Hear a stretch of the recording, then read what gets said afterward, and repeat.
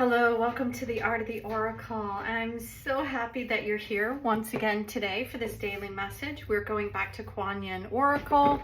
Then I have the Krans archetype that we have here. And then we have, to finish it off, the Light Seer's Tarot at the end.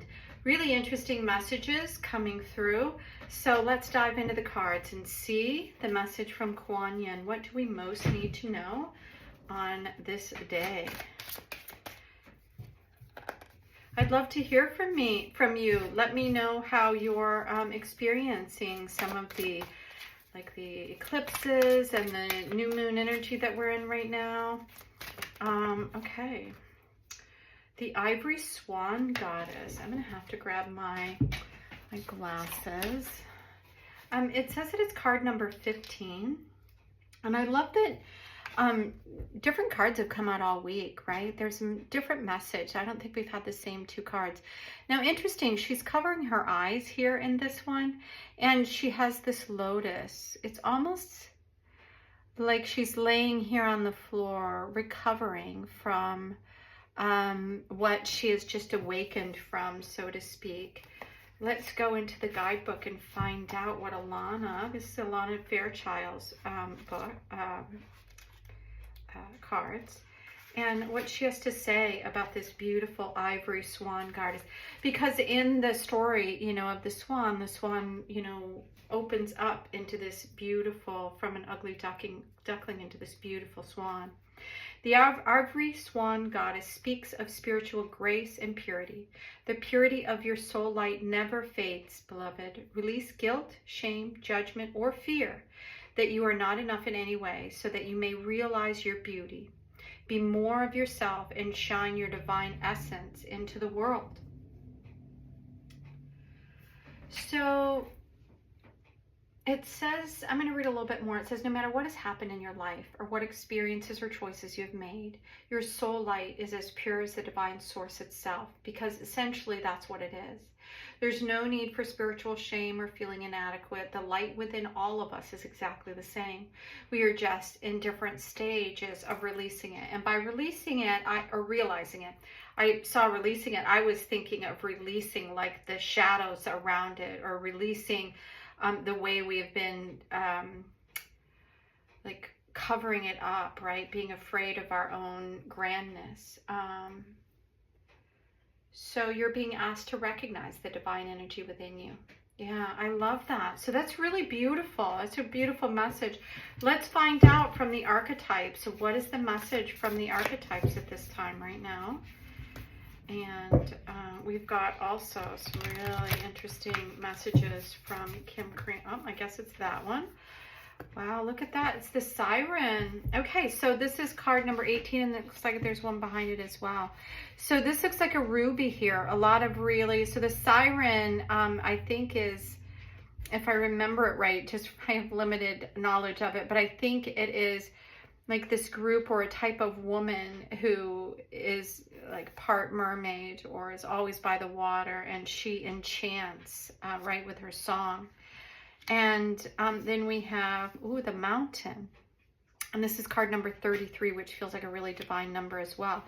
All right, so let's see what we have here. We have the Siren, which also to me looks like a whale's tail. And then this interesting red energy of this beautiful, deep, rich ruby, and then this ruby energy around it. Now, when Kim created the guidebook, she created it in 3 ways, and I'm going to see if I can find like how she has it created the selves. So these are aspects of us, and that's where the sirens lie. And then these are places, and then there are tools. So these are aspects that come into our life to reveal something, either going through our life or changing or something. Oh, this is interesting. It's right next to the animal, which we had, I think it was yesterday. So she is the temptress, the seducer, or the femme fatale. The siren calls and the world spins. What we thought we wanted pales in comparison to the sweet allure of her song.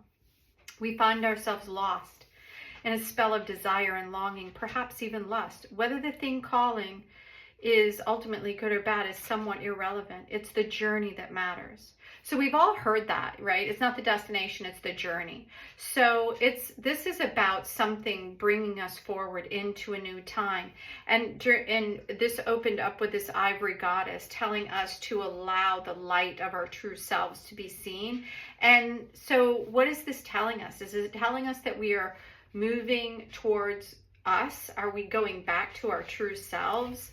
Are we going back to the purity of the divine feminine that has been lost through the years? Let's see what else it says here. It says, try as we might, resisting the call may not even be an option unless, like Odysseus, I think that's what that says. We bind our hands to the mast of our ship. So this must have been like where the whole thing began, as somebody in mythology who was on a boat and he was being called probably into the ocean and he didn't want to go. It's likely though that falling for her call is the only way we will come to live more fully on the surface. So, and I think that he was called to dive into the water and to go deep within, and that's the scary part, right? Diving into the unknown is not where we want to go. So this is about awakening to our own light, to our own call, to our own true nature, to the divine feminine that I feel like has been lost, right, for many years. And so this, again, is a place, right? So this is a beautiful message that we're getting from the oracles today. So this is about rising into the awareness of something.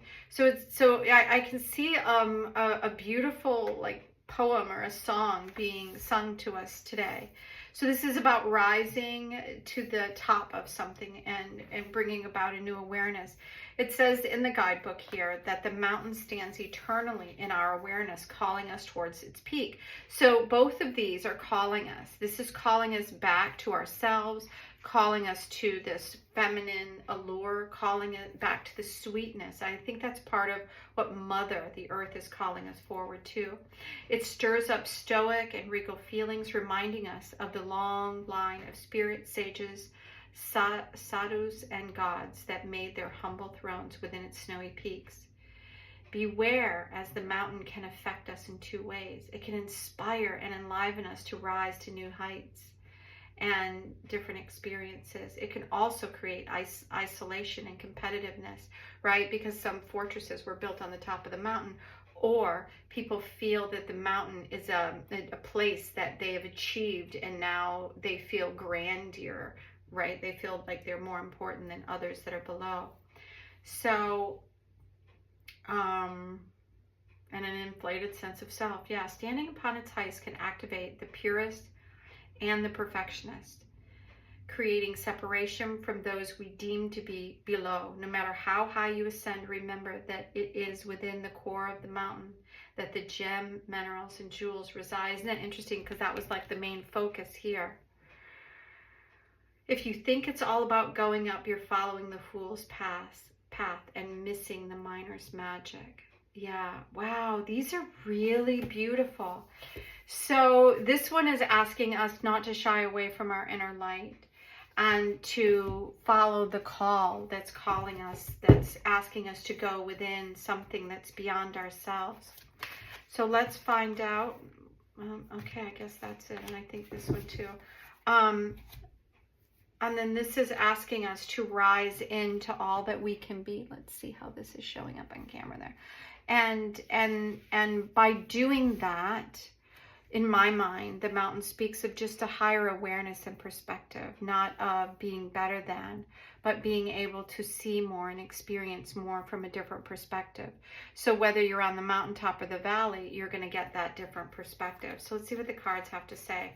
Are these upside down or right? These are right side up. Okay, so what we're getting is the Ace of Cups, the Ace of Pentacles, and the High Priestess. So this is the major arcana card in this mix here. And then we have one that's over here. Oh, look at that, and the Fool. Wow. Okay, this is really exciting. So this is about a new beginning, like a new connection with our heart-centered awareness, which is where this is asking us to go. And then to really begin again into the, like, what are we wanting to create now that we are in a space of this heart-centered. When you come at something from your heart or your head, you're coming from two totally different perspectives. Like the ego can reside at the top of the mountain, but the heart can also reside in the middle of the mountain. I don't know why I don't know if you could hear that. My computer is really going off there, so I'm going to unplug it. So wow, this is really, really beautiful. I'm going to bring these all down. Let me make sure. Yeah, they can still come in there like that. Okay. So I think what it's asking us to do is to combine action and coming at it from a heart space place. Creating from the high priestess means that we're doing it intuitively, that we're going beyond. That's representative also in the mountain. The mountain can represent higher wisdom and awareness. And the Fool is about leaving the past behind, all those things that were, and she's got a crystal in her hand as well. So like taking the crystal, the juicy, the most important, the most relevant things that we have learned to date, and then falling back in the sacredness of what this moment is asking of us. That this moment is asking something very unique to each one of us, depending on where we are and who we are, but it's asking something from every one of us. That there is a great shift and a great change, and the earth is asking us to align with her. And if we cannot do that, then this is not the place for you. Earth is not the place for you if you cannot align with the abundance and the call, the allure of the moment is calling you into this sacred realization, seeing your own light as part of everything that is. Wow, this is such a beautiful message. Yeah, I had a channeling before I came on, which was very interesting, about something very similar to this and coming into a sacred place. And this, we're all being asked something very, very special, that this is a very sacred time, and the cards are truly revealing that. So I hope you are, I think you should listen to this a couple of times. I think it's going to take a minute to resonate, but this is all about new beginnings, and this is also about understanding that we have gifts that we haven't tapped into yet. That's the high priestess, the awareness, the outer knowledge, when we close our eyes, seeing from within, and then trusting that what we're getting is real. So thank you for being here at the channel. If you like the video, give it a thumbs up. I'll see you soon. Bye now.